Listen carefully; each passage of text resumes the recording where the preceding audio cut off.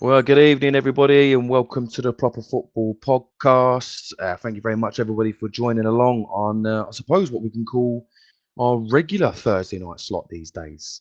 And as always, we've got a nice jam-packed show for you. We're going to be getting stuck into a lot of different topics. Joining me this evening, as always, Mr. Darren Ashley. Good evening to you, sir. How are you? Very well, Tom. As you can see, I'm lording it out in the garden at the moment. I'm sure that won't last too long. Especially, I haven't got a phone charger in. So if you suddenly see me running into the house, that means I'm on 10% battery and I've got to get fully powered up. How are you? Listen, mate, we won't hold it against you, buddy. Yes, I'm very well, thank you, mate. Thank you very much for asking. Right, topics that we're going to get stuck into this evening. Bang, there we go. It looks like Dan's just about to join us as well. Perfect timing. I know he was knocking about sharing it in different groups and whatnot. It does say he's there. I've got to add him on. Bosh, there he is. Dan, good evening, buddy. How are you? Hello, mate. Yeah, I'm good. Yourself? Yeah, very good, mate. Very, very good. I'm sure you've still got that permanent smile on your face, my friend. I don't know what you're talking about. Listen, we'll get there, buddy. But look, we've got a jam-packed show for everybody tonight. As I say, we're going to be talking about all things FA Cup. Obviously, Dan's permanent smile, and the reason behind that is obviously Crystal Palace 1, Manchester City 0. Huge result for them. So happy for Dan, firstly, and all the Crystal Palace fans and everybody involved with the club. We're also going to look at Chelsea Manchester United Women's FA Cup final. We're going to be discussing the Chelsea Women's domestic treble and what an achievement that is. We're also going to be looking at all things playoffs, whether that be reviews for games that have taken place already and previews for those that are due to take place, whether that be EFL or non-league. We're going to jump into Southend United and their journey from almost going extinct to achieving, against all the odds, a National League playoff final spot. And then we've got some other bits and pieces that we're going to touch on as well. But without further ado, I'm going to come straight to you, Dan. We're going to get this one out of the way, mate. Crystal Palace, FA Cup champions. How does that sound? That's brilliant, mate. It's sunk in now. It has sunk in, I think. My voice is back, thankfully. But no, it's just amazing for the area. All the people in me going for years. A lot of new fans as well, obviously, but people going back generations who are still with us. And it's just an amazing thing. And you're in Europe as well. It's just colossal, really. Just to win something, get that donkey off our back, and just got a permanent grin on my face. Even at work, even having to wake up and go to work, I've got a smile on my face. Well, life's better when your football team wins something, right? Not that I can sort of testify to that. Obviously, being a Cobblers man, but I'm sure those that their teams win trophies will be able to testify to that one. But look, you mentioned there as well. Obviously, that means you guys qualify for Europe. So you're going on a few Beanos next season, right? Yeah, definitely. Yeah. Don't care where it is. I guess somewhere localish like Belgium, Holland, France, Spain, Italy. I could name every country really. Sweden would be great because my missus from Sweden, and I know the Hammarby and AIK, they're both in it next because their sort of season's a bit behind because they just started a new one. So I've been to Hammarby and I've got a few friends who are Hammarby fans, and AIK, they're both Stockholm teams. So that'd be great to get them if they have to go through a qualifying round. And Rangers, I love to go up to Rangers. I've never been to the Ibrox either, so that'd be good. I can name every team. You'll end up against the Azerbaijan League champions or something like that. Yeah, you'll be touching the Europe-Asia border there, mate. Yeah, or Carnarvon or so. Wales will do anywhere. Yeah, no, it's really exciting. I think there's an open top bus parade on Monday, Bank Holiday Monday. They haven't released where it's going to be, but it's in South London, so big. I think it's going to start off, go past Millwall's ground, then past Charlton's ground, and then down the M23 to Brighton, and then I heard it was starting at Brighton. To be fair, making its way back. Jesus Christ! But listen, you mentioned there obviously about going. You've already gone all international. I saw your appearance on a Swedish podcast there, mate. What's going on there? Yeah, that was great. My voice, I think I said I sounded like Sean Dyche. He's an old family friend of my wife, and David, who runs that channel. He used to be like an anchorman on their main SVT channel, like a Gary Lineker-esque. But now he runs his own production company. And so it was great to get on that. He told me to F off at the end when I said Chelsea wouldn't be qualifying for the Champions League because he's a big Chelsea fan. But it was all in good fun. Fair enough. Look, the final itself, obviously, we all know what that means to Palace fans. Obviously, first major trophy in forever. Obviously, you've had a couple of championship titles and all the rest of it, but it just hits a bit differently, I suppose, with a top end competition under your belt, and like you say, you've got the donkey off your back. I've got something here just to push out. You're never going to get tired of seeing this, I can assure you.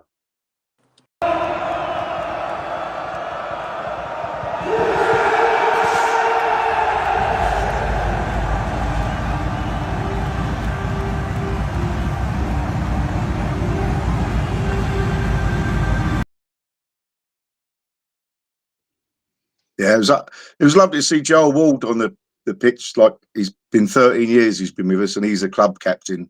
To see him with he deserved that one. My God, he's a top, really top bloke. And I think a lot of the players are good people, nice people as well, which shows you've got that mix of there's no big egos. They're all good lads, and I think that's another big thing. And definitely. On that other pod, that Swedish thing I did, he said, "Who was your heroes of the day?" And I sort of ran for the whole team: Steve Parish, Oliver Glasner, and but I forgot to say Dougie Freedman, who was our ex-Palace player. You probably remember him, Darren, didn't you, Dougie Freedman? Oh yeah. Great centre forward, and then managed us for a bit. Went away, come back, but he's been our sporting director or our main scout. So he's the man behind all these players that we've Eze, your Elise's, your Waltons. I could run through Muniz. I could run through loads of them. And he left us and went to Saudi Arabia, second division, to do his job out there. But without him, I don't think we would have been where we are. So massive shout out to Dougie Freedman. Major part of our success. Massive part. 100%. Listen, I think that's a really fair shout. But look, we are going to have to bring you back down to earth now, I'm afraid, because you boys had a major stroke of luck. And I know you know what I'm talking about. Oh, definitely, I'll pop it up. We'll have a little look, and then I'll probably come to you, Darren, because I think you're going to have quite a good level-headed view on this one. Just have a look at this.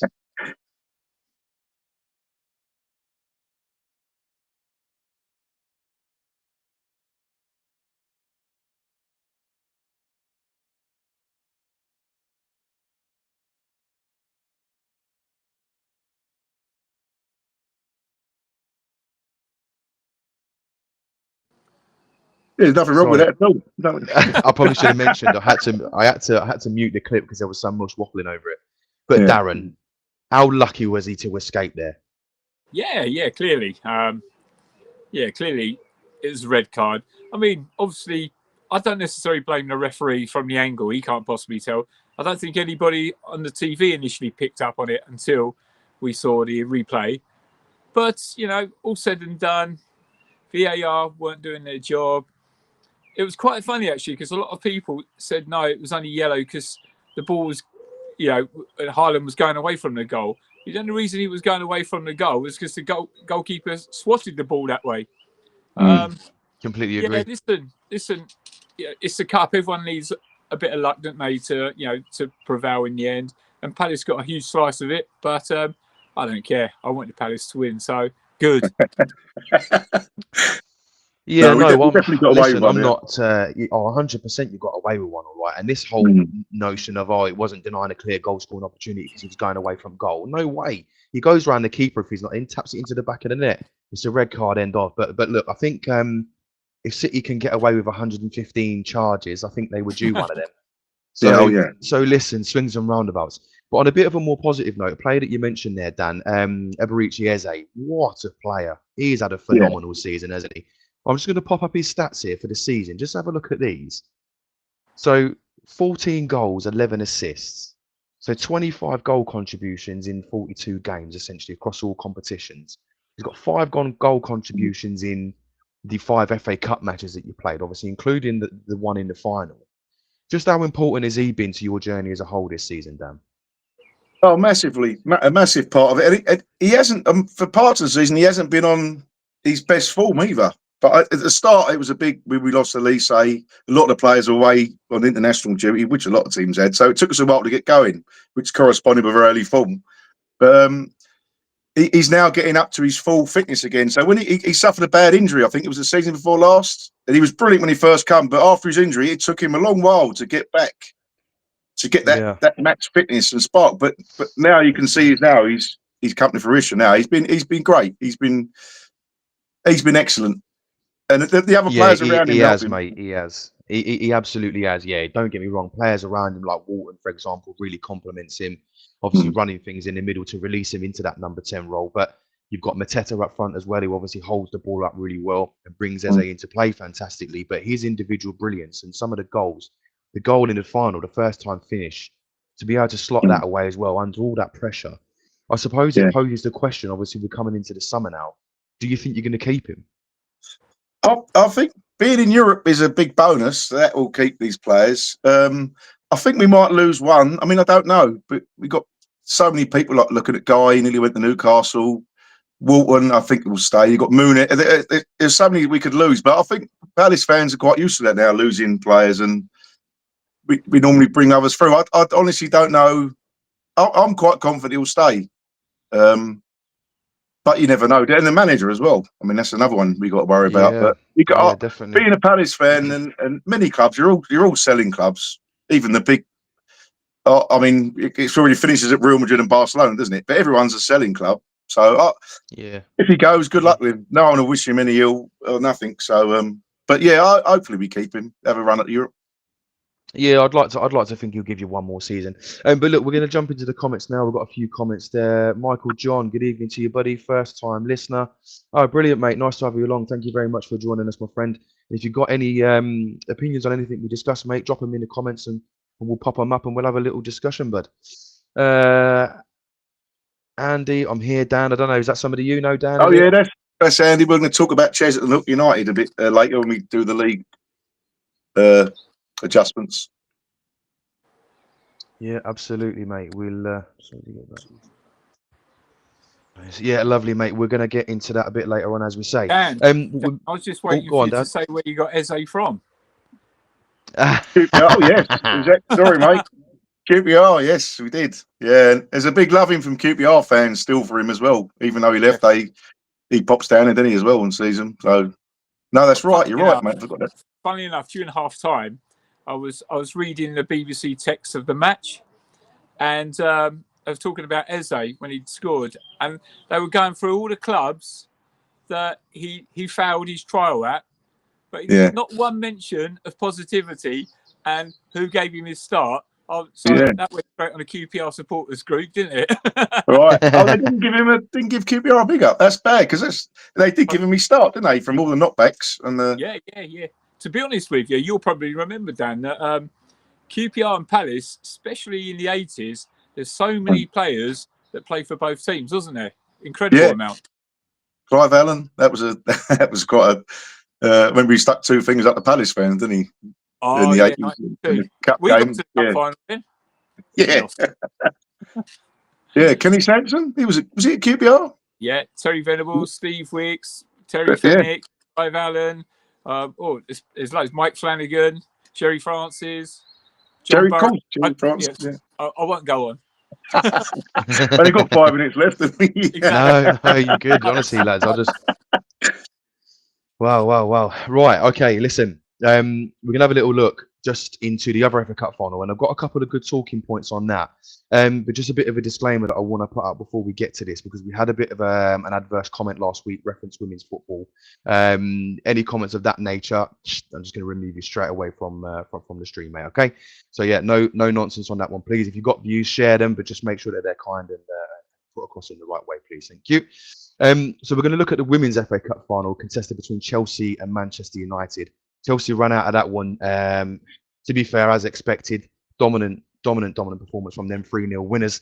And that's not the only thing that they've won this season. They've actually completed the domestic treble this season. So they've won the WSL. They won that by a landslide. I think that was 12 or 14 points in the end. Obviously smashed the FA Cup, and they beat Man City 2-1 in the League Cup final as well. The manager that they've got there, Sonia Bonpastor, it's her first season in charge. So to go and smash a domestic treble like that in her first season, absolutely phenomenal achievement. And look, don't get me wrong, the work that Emma Hayes put in, obviously, in terms of setting the blueprint and what she handed over, was a squad of real quality. But a domestic treble, Darren, just how much of an achievement at any level of football is that, man? Absolutely incredible. You just mentioned Emma Hayes. That was her pinnacle, was it? She couldn't win the Champions League. And this lady's just come in, first season, matched that. Absolutely fantastic. It doesn't matter who the opposition, what standard. A domestic treble, in anyone's language, is brilliant and fair play to her. For my mind, it's just as good as Arne Slot winning the league in his first season at Liverpool. No one obviously expected that. It would have been huge pressure on her, wouldn't there, coming to a big club already well established, silverware all the time. And she's done fantastically. Fair play to her. And the team. Absolutely, completely fair shout. But you look as well that they made some really key additions in the summer. They signed obviously Sandy Baltimore, who scored twice and assisted in the final as well. She's on good numbers for the season. Lucy Bronze they brought in. So the managers came in, made a couple of tweaks. Don't get me wrong, the foundation was already there. But those minor tweaks that a new manager coming in can make all the difference. What's your take on that one, Dan? Yeah, I mean, I don't follow it religiously, the women's foot, I must admit, but I know they've had a lot of investment, Chelsea, haven't they? And it's a phenomenal achievement, because I think you're right there. Emma Hayes did it as well, didn't she? The treble. I think they'd be disappointed about the European losing out to, was it Barcelona they lost out to? Yeah. Was it Lyon? Barcelona, no, yeah. So no, Arsenal beat Lyon. You got Arsenal, Barcelona in the final. Yeah. So I know it's a phenomenal achievement. The only thing that worries me about the league is that they don't mirror what happens in the men's football. That blueprint of the money in the same teams at the top. I mean, I know they've all invested as well. I know Palace come bottom, didn't they? Got relegated. They did, yeah, unfortunately. But no, it's great. I mean, it's a phenomenal achievement. And I was at Wembley the day before, obviously. I mentioned that. Chelsea played the cup final. So I was at Waterloo working, and the amount of people packed, I think it was a good crowd, the lower tier. And I've been to a couple of women's games, and it just wasn't for me. But I've seen the people around me and the young kids, the young girls, and they loved it. And so I think it's great for that. It's brilliant for that. So, but I haven't watched the live game this season. I must admit that. So, I probably couldn't give you much of an opinion on it. But yeah, like Darren said, any treble was phenomenal in any level, any league. Is definitely massive achievement for a new manager as well. Oh, 100% echo those comments hugely. And you touched on the attendance there. The official attendance was 74,412 at Wembley. And that's not the highest either. It was over 77,000 for last year's final, FA Cup final. I think Arsenal have had a couple of 60,000 jobs at the Emirates as well this season. So look, you got to say that game is growing, and obviously more power to them. There is a bit of a negative spin, unfortunately, though, and it comes out of Manchester United and their continuation to not provide not any form of support, but a lack of support for their women's team. They were only sort of created a women's team, I think it was about 6 or 7 years ago, something like that. And they got their way into the WSL, and they're now sort of challenging for the European places on a regular. They're making cup finals. They won it last year. So that team is successful, but Jim Ratcliffe, obviously Manchester United majority shareholder or whatever you want to call him, he decided to go to Stamford Bridge to watch the men's team lose 1-0 to Chelsea. Now, that game had no significance whatsoever. Man United are 16th in the league. They're going to be finishing around that sort of position. So there was no significance in that game for him. So why go there and miss the chance to see your club win a title? What message does that send, Darren? I don't really know the ins and outs of it. But But on the surface, what I've just explained there, on the surface, what kind of message does that send to the women? I don't know. Does he control the women's side as well? Do they have their own separate entity? No. He sits above the whole lot. Oh, he would have got slated for not going to the Chelsea game, though, wouldn't he? Yeah, he would have got criticised for that. He was maybe probably in a no-win situation. I understand that, but if you want to give the women's game a shot in the arm, his presence would have been very much valued, even more so than at Stamford Bridge. And it's a shame he didn't do it. He might have had his reasons, so I don't want to speculate too much. But or it could just be quite simply a lot of guys just don't fancy women's football. But when you're in a position of power and a position of responsibility and a position where you've got a platform to show that you're going to provide that level of equality and you've got people looking up to you, surely that's his responsibility. It would be his responsibility if that's what he believes in, Tom. It's all very well us saying what he should and shouldn't do, but I don't think anybody's looking at Jim Ratcliffe's regime and measuring his success on the women's team. It's not a nice thing to say, but it's the truth. You can see all the column inches, all the radio, everything. It's about the men's team. Even though that they've had a dire season, Manchester United, the men's team, is still big news. Unfortunately, the women's side is a very small sideshow. Clearly, he can't be that interested in. Maybe it was cheaper for him to go to Chelsea than it was to Wembley because of that. He's cutting costs at the minute. He's cut the canteen. He's cut the canteen ladies' hours, hasn't he? I've seen Blackburn have just got rid of their women's team, didn't they? They just folded it. Well, they've not got rid of their women's team. They've withdrawn them from the WSL2, which is the equivalent to the Championship in the men's game. Yeah. They've taken them out of there again due to financial issues. Venky's have decided that the women's team and the levels that they have to hit in terms of the facilities they have to provide, they would have also had to have gone to a full-time professional model, and they've decided that their money is better spent elsewhere. So they're probably going to drop down to the 5th or 6th tier now, despite remaining in that league against all the odds. They were pushing for promotion, not the season we've just witnessed, but the season prior to that. They were one of the teams that nearly went into the WSL, and they were part-time players. Whereas now, from next season in the WSL2, the second tier, they're saying you've got to be a full-time professional model and you have to provide facilities that are fit for professional footballers, which they've decided they don't feel is worthy of putting their money in. The game is moving too quick for them. It's sustainability, though, isn't it? It's having the money to do it. And then would it detract from the men's team? I know everyone should be equal, but that's their main bread and butter, isn't it? That's you've got to have sustainability. And that's what I was saying earlier about having the WSL. You're going to have the big teams at the top, like you're doing with the teams with the most money and the most investment, like anything, isn't it, really? It's just like the wages and stuff like that. That's what I'm saying. They just don't want to follow the blueprint of the men's game because look what's happened to the Premier League in that respect. But I get it.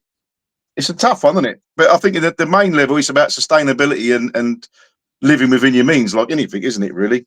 But but the root cause there is the men's game and the amount of money that's in the men's game, because owners now can't keep up with it and they can't provide a level or sustainable platform to finance the both.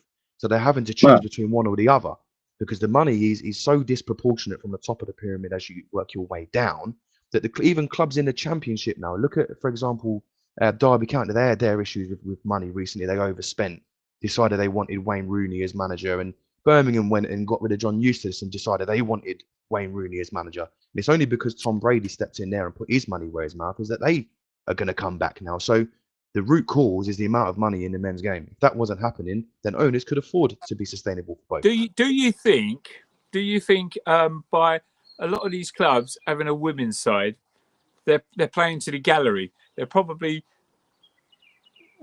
not really that bothered about them, but it's a good public relations exercise, or it was at the time.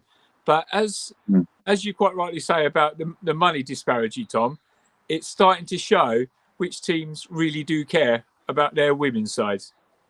Yeah, 100%. I 100% agree with that. Like you say, it's coming to the fore now, where we're seeing okay, these guys care and these guys don't, because as soon as there's costs to cut, Yeah. they go in and looking at the women's, even though they have significantly less investment and there's significantly less money required to provide them with that upkeep that they need. So they're cutting costs that are less. Look at your higher costs. Go and attack them. But anyway, look, I could spend all day and night on it. But like you're saying, though, they want these to keep it professional. Like Blackburn has said, they would have to spend a lot of money to get their facilities up to date, which everyone should have the same facilities. I think Darren sort of made a good point here. I think it's a tough one, isn't it? It's a tough one. But the clubs with not so much money, the men's clubs, they're fans of the teams who've been there for 100 years. They're going to be upset if all of a sudden the men's team's struggling because they're financing the ladies' team. I'm not saying it's right, but I'm saying that's what it comes down to at the end of the day, isn't it? Yeah, no, everybody's going to have an opinion, and one way or another, somebody is going to feel like there's been an injustice, because the money, like I say, the root cause is the amount of money in the men's game. Owners now cannot keep up with both, and that's the way it is. But look, we'll move away, and look, a lot of people are saying, nobody cares about women's football and all the rest of it. It's not the case, and just have a little look at this to prove otherwise.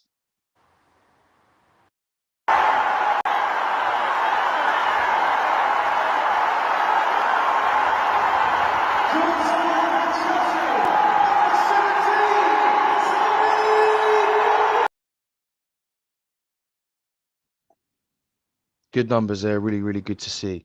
But look, we'll jump into the comments. Here we got Andy. Good evening, Andy. He has commented, Chelsea ladies just had a massive influx of money from Serena Williams' husband, so expect their dominance to continue. Yeah, 100%. They were both at the game, and he's a very, very wealthy man, isn't he? So that's a really good take on that one. You know what? But look, we'll move on. Go on. Just quickly, this is the problem. Why is Serena Williams' husband invested in Chelsea? Chelsea don't need the investment, but it's all about the name. It's like, why? Yeah, and his wife's a Chelsea fan. Look for a project? It's probably because they just want instant glory. So that will continue throughout the game, a bit like men's football. And then the richer get richer still, and the poorer get poorer. And the gap completely. And with the women's football, it'll be just like the men's football, like that. Completely. Hey, it's almost like we've got a Labour government, isn't it? The rich getting richer. Oh. But look, no, we are not. We're going into Football League player finals preview. Ooh. Wow, mate, that was a bit of a whirlwind, wasn't it? Jesus Christ, you can honestly, it's been absolutely brilliant. Some of the games and we've seen some real qualities on real quality on show. Who did you go for? And because we discussed this a couple of shows ago, didn't we, Darren? I should have made a note of it, really. Who did you say was going to get there? They were the playoffs, the finals. Yeah, no, Darren. Sorry, we did a show a couple of weeks ago and we discussed it. I think I had because we done a division each, didn't we? And did you have the championship? I think I done the Orient Charlton final. Yes. I think you did. Yeah, that was a good shout, because I predicted something completely different. They're four great finals, aren't they? The hang on, is it four? Yeah. They're all impossible to pick. So, but no, it's all this weekend, isn't it? I think the National League final is June the 1st, isn't it? It's quite a way off. Yes, correct. And then the Football League is all this weekend. So you've got, as I say, Sheffield United, Sunderland, obviously for a place in the Premier League. Can't call it. Absolutely can't call that. Darren's pick of Orient against Charlton. And their journey there was really, really good. Come on, Orient. Charlton. Yeah, no, indeed. I thought you might say that somehow. But yeah, Charlton, good, hard fought 1-0 second leg against Wickham. And then Orient, obviously 4-1 on penalties with Stockport. It's nice to see Orient there. Stockport, obviously, with a lot of money behind them. So for Orient to do that organically, they struggled. They were down there with us at the start of the season in League One. Changed manager around Christmas time, and that's just completely galvanised them, and wish them the very, very best of luck. Another one of the Football League's traditional clubs, if you like, AFC Wimbledon, they've made it to the final with 2 1-0 wins over Notts County. They're going to come up against Walsall. Walsall's a funny one, isn't it? It'll be good as well.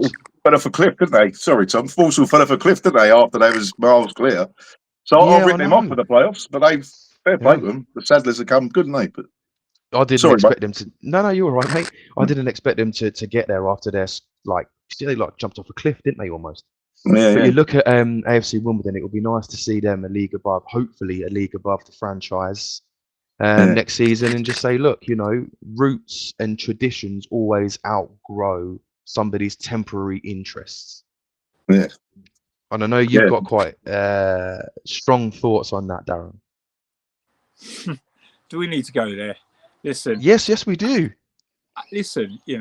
I don't know what Milton Keynes Dons did, just like the rest of them. But so many football fans jump on this plastic franchise when it's incredible. AFC Wimbledon, they're no angels themselves. Let's be honest with you. I even had a little look. There was something on one of the Wimbledon pages today. It might have been an unofficial one, but they're gearing up for their 5th visit to Wembley. They included the 1963 Amateur Cup final, the 1988 FA Cup final, and blatantly, it's not the same club. It's just not the same club. Obviously, Milton Keynes Dons is the natural lifeblood of it, and it doesn't matter how they're hated. That's fact. Obviously, Milton Keynes Dons. My thoughts are, Ooh, where were the fans when Wimbledon were dying? Yeah, there was nothing there. They might have their reasons. They might have stopped going in support or lack of support with the owners, and I can understand that. But they're getting better crowds now than they did in the Premier League. Yeah, Milton Keynes Dons, they changed the name too quickly. It's probably, and with the Dons rubbing it in a little bit, it could have been handled a lot better. But there were Wimbledon fans that came up to Milton Keynes to watch the match, and there were still former Wimbledon supporters and now MK Don supporters. Yeah. Choice, Listen. I'm not saying it's completely wrong and all the rest of it. But yeah, it is what it is. But I'll tell you where the Wimbledon fans are. Go and give Mark White a bell. He'll tell you where they are. They're down at Dorking. I've met a couple of Wimbledon fans who go to Dorking. I'm not surprised. I work right next to Wimbledon's ground. We've got a lot of Wimbledon fans at work, and they'll tell you a different story. I mean, everyone's got their own views, and they was there with it. I mean, Andy, who's been chatting on, he knows a lot about it. And our Kings Meadow, where Chelsea women play now, that was Wimbledon's ground, wasn't it? Yeah. And before that, it was Kingstonian's ground, I believe. Andy will back. And I don't know who got stitched up there. I don't know the full story. It's a different, but Kingstonian. I better not say any more because I don't know the full story. Hopefully, Andy will come on and mention what actually happened there. But well, speaking of Andy, he's nice and active in the comments there, and we are going to get down to his comments shortly. But a really good comment here from Mark Meehan. Good evening to you, Mark, and thank you very much for joining us, my friend. Thoughts on Everton keeping Goodison Park for the women's team? Good move, or will it backfire financially? I didn't expect that. To be fair, I found it quite a strange decision. I understand it to a point, but the upkeep of that and the new ground, it's all dependent on if the women's side generate the finances to keep it going. I can see that lasting a season. I don't like to admit it, but I can see that lasting a season and then it going kaput because financially it's just not rewarding enough for the club. I can see you nodding there as well, Darren. You reckon that, do you? Yeah, again, I think it's I don't want to say playing to the gallery because there's such sentiment going on about Everton leaving Goodison Park. So initially it's a nice gesture. They're not opening all the ground, are they? About 20% battery. Yeah, they're not opening up all the ground. And are they going to be pulling up the weeds on the closed bits? As time goes on. Are they going to, when Everton don't get the numbers through the gate? Are they going to say, all right, we're going to shunt Everton back? We tried, we failed. We're going to shunt them back to where they're playing right now. Can't knock them for the gesture, but I agree with you, Tom. Yeah, a season, maybe 2, probably no more than that. I hope I'm proved wrong, though. Yeah, no, you and me both, and I think, like you say, the gesture, I absolutely respect the gesture, and they've always come out with this. They changed the name originally from Everton Ladies just to Everton to sort of push this one club ethos, which I absolutely respect, and they're backing it up. And you mentioned when we were talking about the women's game earlier in the show, we're going to see now who cares about women's football and who doesn't. Blackburn, Manchester United, they clearly don't. Everton are demonstrating that they clearly do. But moving down to your man Andy, he's back in the comments again. Any AFC Wimbledon fans with no ticket for their player final were advised to attend the pub at Waterloo Station and making their unofficial home for the day. Well, there you go. You heard it here. AFC Wimbledon fans, get yourself down there. Andy's going to be front and centre, I'm sure. But moving away from that into another topic, and again something that is a crying shame. I know that I think I don't know if it was yourself, Dan, or whoever was controlling the page Yeah, that at was this me. time. It was you, perfect. Yeah. Accrington Stanley announced on their social media that they're going to be closing their academy due to financial constraints. I've got the post here. I'm just going to pop it up in front of us. Updates, blah, blah, blah. Club has officially confirmed the closure of its football academy with the EFL. This difficult decision is a direct result of the severe financial challenges the club is currently facing. Run away with it, Dan. Just try and make a bit of sense of it for us. So basically, Andy Holt, their chairman, owner, he's been there a long time. He's very outspoken. I actually really like him. He's just had enough, and he's pulled out. He's stood down as chairman. I might have some of this wrong, but I'll try and say as much as best I can. But so basically, they had planning permission to do some work on the south stand or something, so they could do more things, like extracurricular stuff outside of the football. And in 2022, the council find out that the planning permission that they approved, it wasn't actually exactly the same. So it's a bit of an ongoing thing. So it's about an alcohol license, so they're having extra dues. A lot of the residents complained about the music, too loud cars and all that. Anyway, it's an ongoing thing, but I think they're called Hinburn Council. They're really not correct. They said, "I'll put in again," and they did, and they refused them again. So Andy Holt's having a big wrangle with the council when so all these extra things they were going to do there was to create more money. So but that's just ruined it for them. They can't do it no more. So there's noise restrictions and stuff like that. I mean, a football ground has always been there, isn't it? I mean, if you're going to, I know if you've got loud music, I guess, but I can't think this guy's name, but he's accurate now, and he said that there's also a problem with the costs. He said due to national insurance contributions for the staff, minimum wage increase has gone up. All this stuff is added on extra, which a lot of companies are finding. It's adding on extra pressure to the pay for things. So, but I think Andy Holt pulling out, although he's going to put in 250 grand a year still, he said, he's going to carry on doing it. So I think they've got no other choice. That they've had to drop something in the academy. Obviously, it costs a lot of money to run. I mean, I think it's a shame. It's terrible because you see the outpouring of people in Accrington whose kids are in the academy or have been in the academy and said how good it was. And it's like anything like non-league football. It's a hub, isn't it, for the community? So it seems like a wrangle.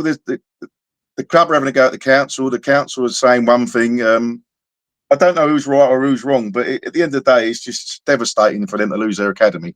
It's you think the council would do more, but I don't actually know the ins and outs. So there's always two sides. But we only know obviously what's released there in the public domain. Everybody's got access to the same information. If you're just an average Joe, so like I say, people are obviously going to make of it what they will. But behind the scenes, well, it was in the statement, wasn't it? That the council did step in, the council that you mentioned, and they did offer a one-off payment of 140,000. Which again, are they sort of? Is that just like a bit of an empty gesture, just to put something publicly to say, well, we did offer money and you refused it? But that one-off payment isn't going to continue to sustain it long term. They can pump that 140 in and keep it going for X amount of longer time. But I think they just sort of saw, we're not going to be able to sustain this. We need to make a decision, and now's the time to do that. But you mentioned as well all the kids and families that rely on this as a hub. Those kids that were in the academy, where do they go now? Yeah, and I went up to Accrington last season. Went up there for an away day to see him play Mansfield, I think, and there were so many kids in the ground, all their kits on. It's like a big part of the club, but that was from other local clubs as well. And so it's really going to affect the club with attendances going forward and stuff, and new fans coming through. It's a crying shame, and I hope it's not like this wrangling thing between the camps and the club that all like no one wants to give in sort of thing. I don't know. And yeah, no, they're gonna be standing on opposite sides of the road, pissing at each other for God knows how long over this, aren't they? And until they find a resolution, hopefully one day to bring it back. Who knows? But another thing that sort of riled me a little bit is you look obviously where Accrington are based geographically. They've got some huge teams in and around them in the northwest. Obviously Liverpool, Manchester United, Manchester City, who have all got the financial power to be able to step in and save it and finance it if they really, really wanted to. Even if they work together on it, you know, there's a lot of options there. Darren, I just want to ask you a question on this, mate. Yeah. Obviously, morally, keep that in mind. Do these clubs around them, the larger clubs that have got that kind of money, do they have a moral obligation to step in there, do you think? Yeah, it's a double-edged sword. I understand. For the morally, for the good of football, for the you know the bigger picture, yes. However, the caveat is, I keep going back to spend to your means. A lot of clubs are chasing success and putting their clubs at risk. You know, it's like an all or nothing attitude. And Accrington's problem is not Manchester City's problem. It's not Liverpool's problem. It's the way of the world. You know, you hear the old analogies. If the village corner shop is in a bit of trouble, do Tesco's have a moral obligation to bail them out? You know, it's a bit like that, really. Like I said, for the football wise, it would be nice.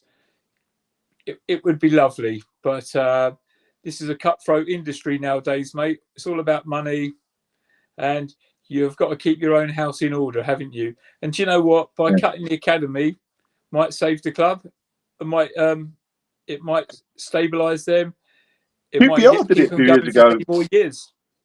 QPR did it a few years ago, Darren, didn't they? My nephew was at QPR's academy, and they just stopped it. Yeah, I don't think Brentford have got one. Actually, thinking about it. And look how well we're doing now.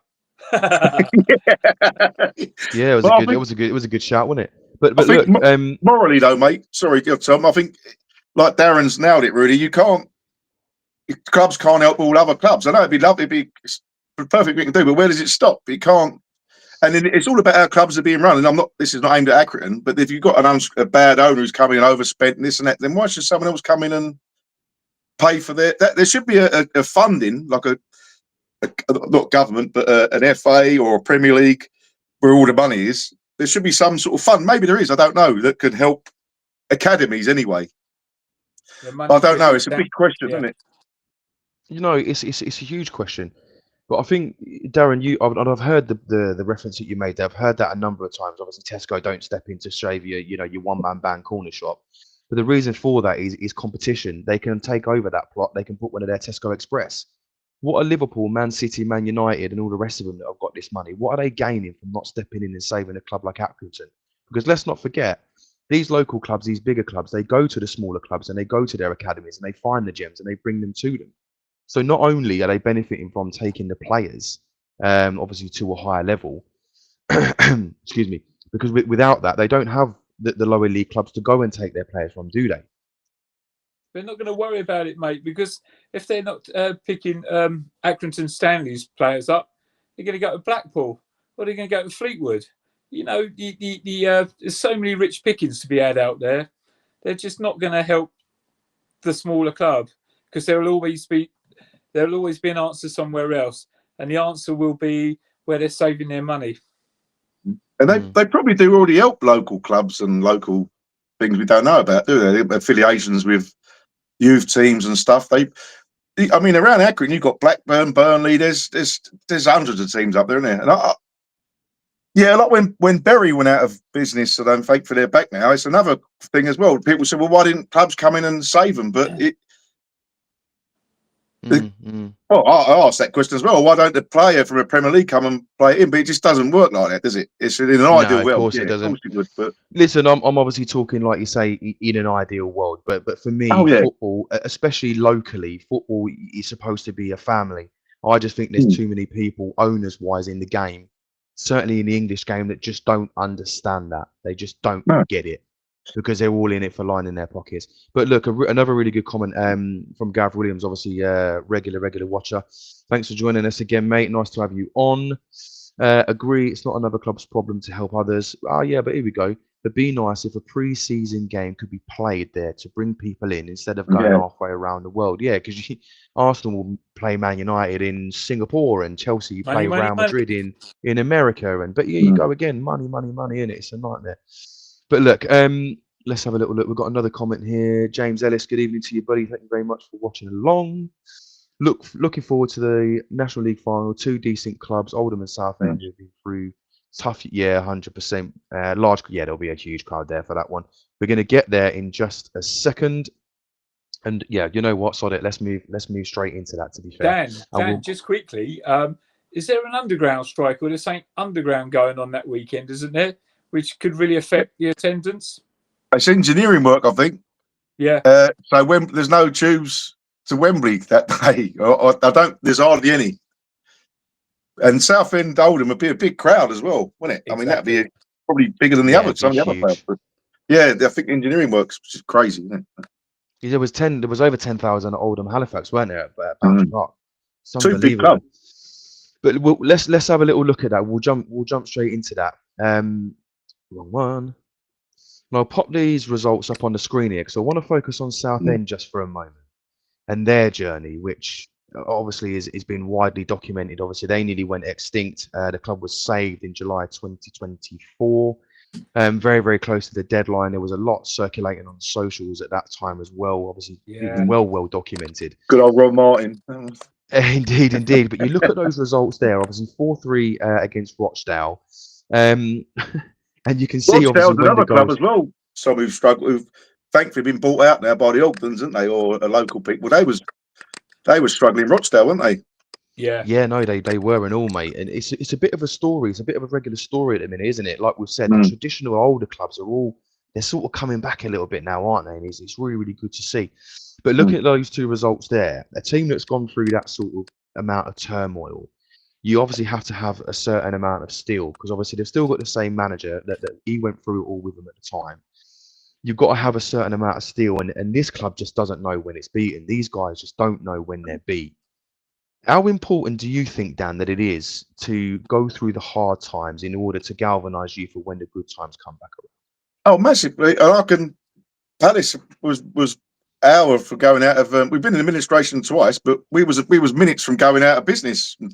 Parish brokered the deal with Lloyd's Bank to get the ground. So, and I mentioned this on that Swedish thing, that's how the ultras. I mean, that's how they come about because the Homes Our Fanatics, because they got together. So that's another thing that with the cup final that we've experienced, like nearly going out of business. So it's the same for Southend and Oldham have had it as well. That it does. It galvanises support. So to go down, like Bury now, they're coming back with probably bigger crowds than they had in the EFL. It does galvanise the support. You've nailed it there, and it brings back, and everyone's more together. It's like a reset that you could do without, obviously, but it does. it does bring everyone together, and you realise what it means. It does, yeah. So no, I think it's fantastic, and yeah, it's brilliant what's happened to Southend there. They've come back, and Oldham as well with Frank Rothwell coming in because they had that. Who was the other guy? They had Abdullah Lissam in before. Remember Oldham before the Rothwells come in? Yes, yeah. There was demonstrations, so it's great. It's great. They're two great clubs, and I really don't want to pick a winner really or a loser because especially that work that Frank does on the old sailing across the Atlantic in a boat on his own, and this just seems like a top bloke, doesn't he? Was he 70 or something? Ridiculous. He's ridiculous, isn't it? But listen, it's not all positive. Have a look at this video from the celebrations when the winning penalty went in. Yeah. There was a couple of slips and this and that, and I think this fella that scored the winning penalty is their top scorer. He took a whack to the head. Have a look at this.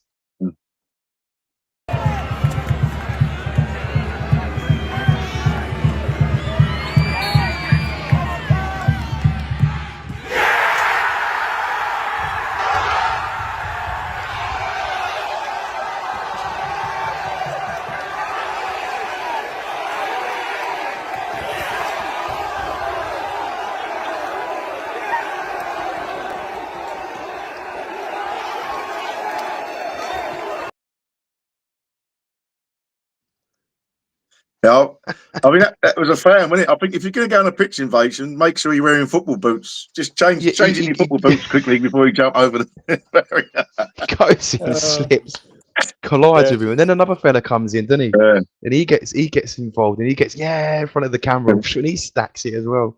I've seen that Um, player who got the in his head. He's tweeted. He went, "Who the f? Who the hef need me in the head?" He says, "I'm all right now," and he's like laughing about it. But I mean that was a big hit on his head, wasn't it? With that knee, it was. Oh yeah, no, he took one. He took one there. But we go back to obviously the story of it all. The manager Kevin Mayer. I don't know if either of you two caught this at all. I only caught snippets of it on the back of seeing this clip. In fairness, but he had a bit of an emotional interview with BBC Radio Essex afterwards, because obviously he was there through all the turmoil when the club nearly went out. He played over 450 times for the club as well, obviously as a player. Did either of you two catch any of that? Darren, did you catch any of that?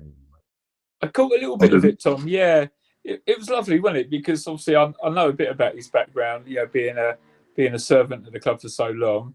Do you know what? Us fans, you know, we're a passionate lot, and sometimes when managers they trot out the same lines. So when a manager gets like that, we love it a little bit more, don't we?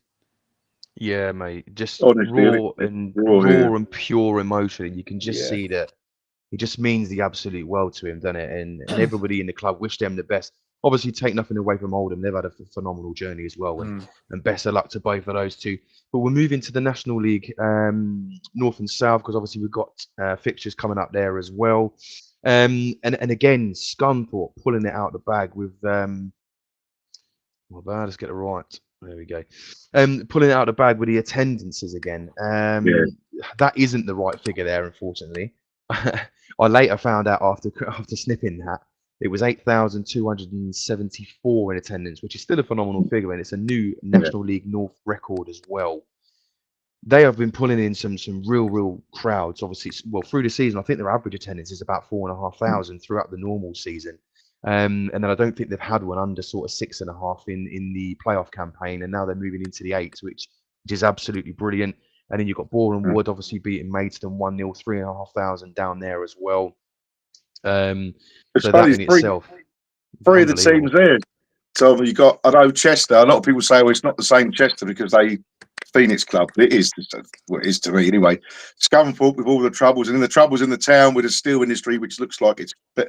And they've had some really bad times, Scunthorpe. And Maidstone United went out of business, didn't they? Yeah. Yes, yeah, Probably yeah. 20 years ago. I don't know when that was. In the 90s. And it comes back to wasn't that it? point that we said, the Phoenix clubs that are coming in, they're bringing these clubs back. Don't get me wrong, you've got to have a certain infrastructure there, you've got to have a certain fan base there, and you're relying on a lot of loyalty. But if you can say one thing about football fans, we're a loyal bunch, man. We're fickle, don't get me wrong, and we whinge and moan and blah, blah, blah. But at the end of the day, we're loyal, man. Nobody can take that away. It's your life, and I keep going back to the FA Cup final, but I was in tears. People are in tears because it means that much. I don't think you actually realise until it happens that it does. It is a major part of your life. It is. Sounds quite sad to say, but it's not. I'm not embarrassed to say it. It is. It's. Yeah. And they're right in that, and I think it does galvanise. Like Hereford, another one who've come back. Fantastic crowds they're getting now. I know people say, "Oh, it's not the same Hereford," but it is. They play at Edgar Street. It's all right. It's a different thing, but there's so many clubs. Sadly, that it happens, but like you say, it can galvanise. It can galvanise. Like if you have like a scrape and a near miss with going out of business, or if you do eventually end up going out of business and come back as a Phoenix club. Obviously, my team, the Cobblers, Northampton Town, we were a big example of that as well. We were minutes away from going out of business, and then obviously Kelvin Thomas stepped in and saved the club. You know, there was a lot of dirty stuff going on behind the scenes there, and the old owner, David Cardozo, is only actually just being brought to justice 10 years after it happened. But that season, we went, we went on and we absolutely trounced League Two that season, won it by a landslide. And it was, don't get me wrong, we had some quality players at the time. We like Mark Richards, obviously top striker at the time. Ricky Holmes was a fantastic winger at the time as well, and we had some good players, but it was that almost losing everything, and we weren't top of the table at that time as well. I think we were not like, we were pushing, but we weren't top at that time, and then we ended up running away with it. It just galvanized us completely, like I say. But look, Dan, I'm going to come on to a topic that you wanted to talk about, mate. The non-league division allocations. Yeah. You wanted to reference a specific one because there's been a bit of an injustice across the board, and you've got a really good example of one, I understand. Yeah, so step 6, Chesterton Hook United, which is everyone knows Chesterton World of Adventures, the theme park, it's bang opposite there. And it's Andy who's been coming there, used to play for them. And they're a fantastic youth club, like a youth team that over the years. And I think there was 2 different clubs that come together. But anyway, I think that was my first ever vlog I did about 3 or 4 years ago. And I went to Chesterton Hook United. And I'll try and get this right. They was in the Southern Combination League, which is all the teams around them, which you get. But that year I went to them, they'd been moved to the Southern Counties East Football League. So you're playing teams, so Chesterton, so they're playing teams in Dill, down in Kent, Sheppey, like miles away, and then teams in South London, Forest Hill, all these different teams. So the season I went to see them, they was devastated. They said, "Look, it's ruining the club. We're losing players because they don't pay their players." But he said, "We're losing players because they're travelling. The 2 old boys who go and watch them all the time couldn't go anymore. But it was the cost of." And they ended up getting relegated that season, but thankfully they got a reprieve. But it was devastating for them. Anyway, I think it was last year they then got put back into where they should be. And then this season it's come out and they're moving them back to this other league. And it's just, why are they picking? What? I know it's difficult with the FA, but why don't they? Surely they must realise what it does.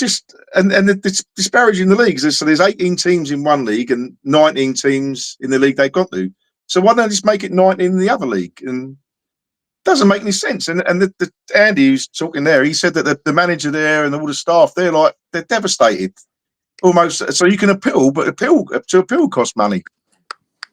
Yeah, and they're questioning even to take a voluntary relegation to go down again just to be able to survive because it's costs money to run a club.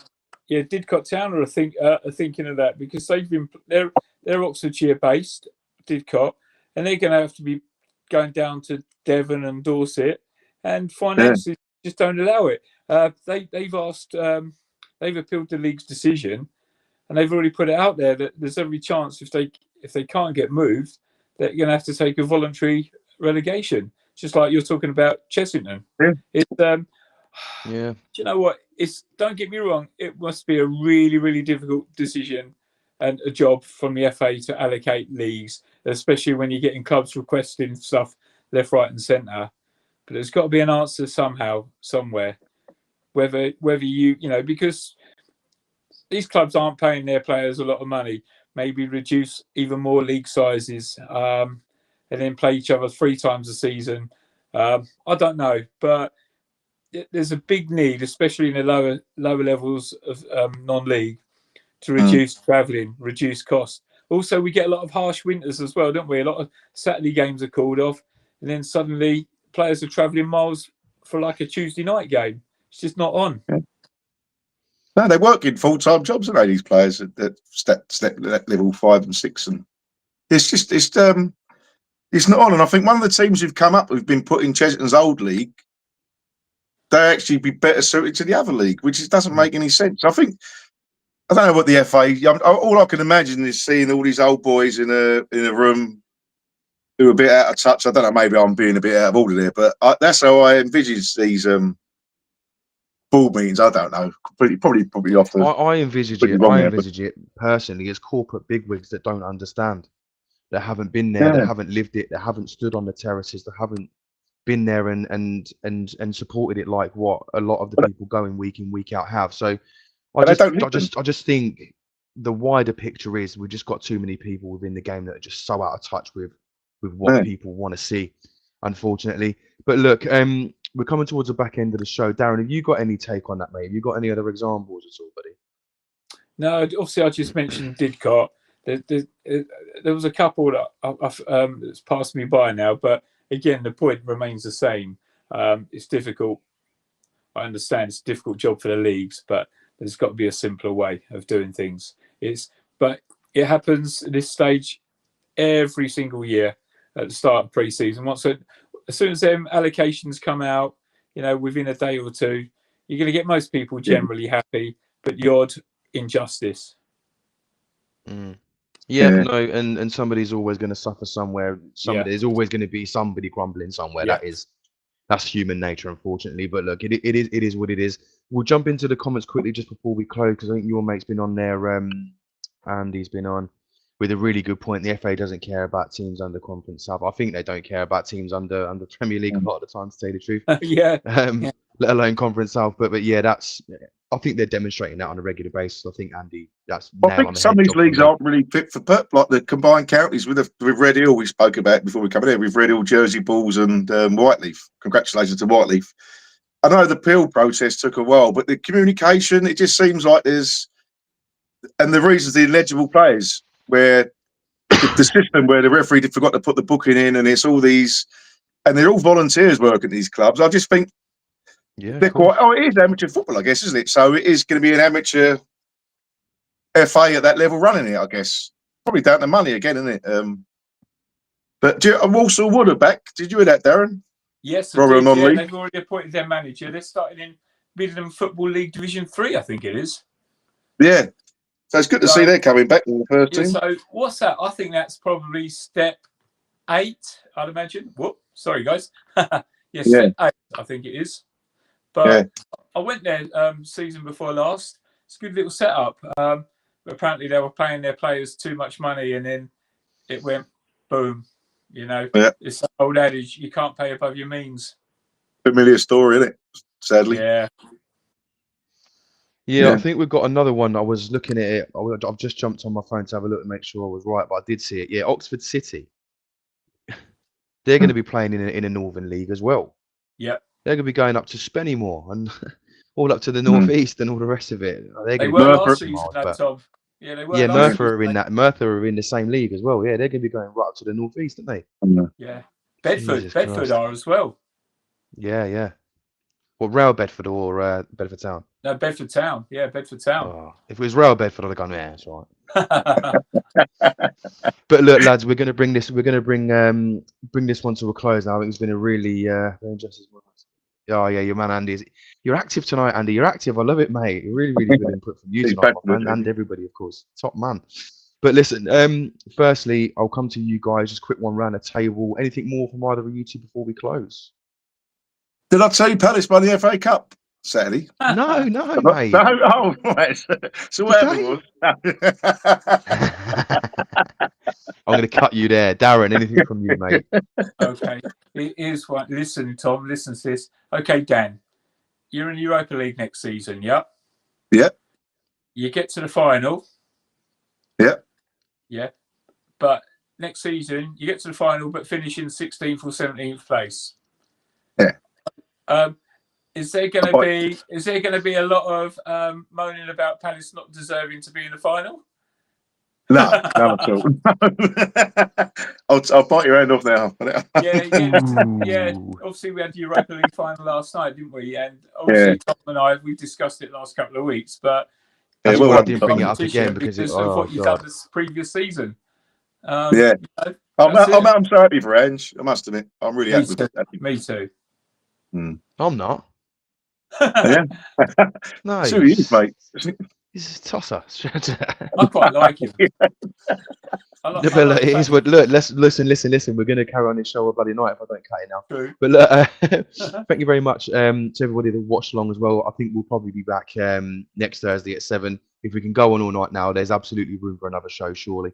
But look, guys, thank you very much for joining me. And again, to the viewers, stay safe, everybody. Enjoy your football, whatever you do, and we will catch you on the next one.